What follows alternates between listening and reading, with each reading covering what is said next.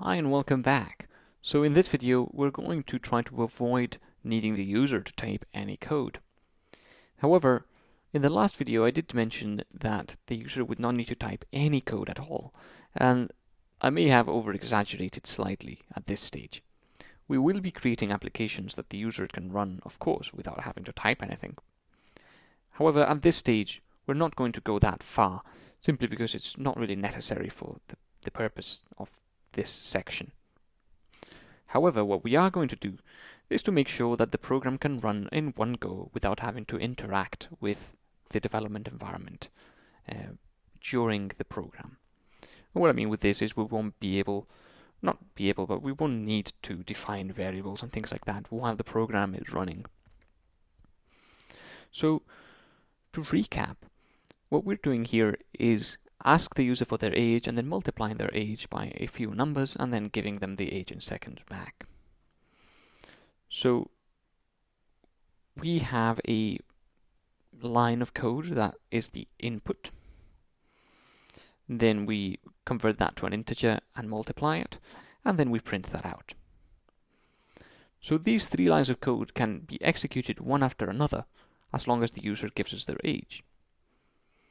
If we want to execute something sequentially, one thing after another, we can put the three lines under one name and create a method that will contain those three lines and execute them one after another. In order to do that, we have to define a new method that contains those three lines. And in order to do that, we use the def keyword. This def keyword is for defining a method. And this method is going to be called age in seconds.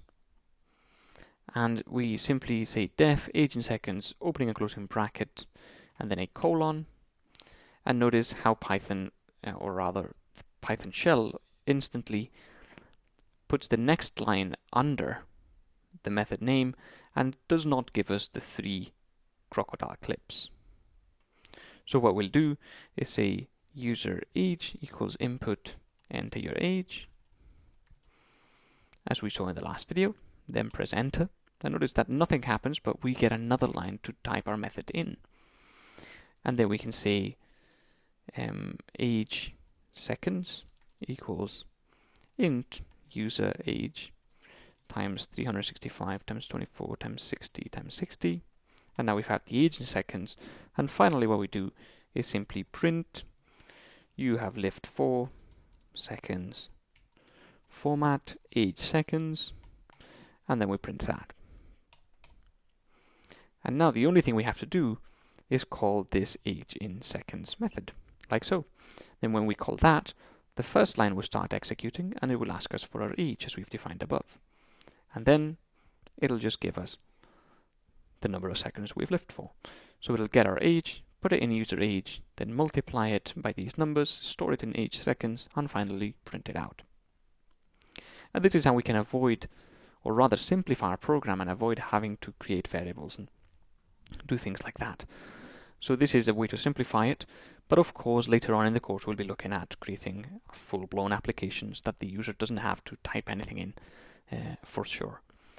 But until then, let's leave it as this, and I'll see you in the very next video where we're going to introduce the if, elif, and else commands. So I'll see you there.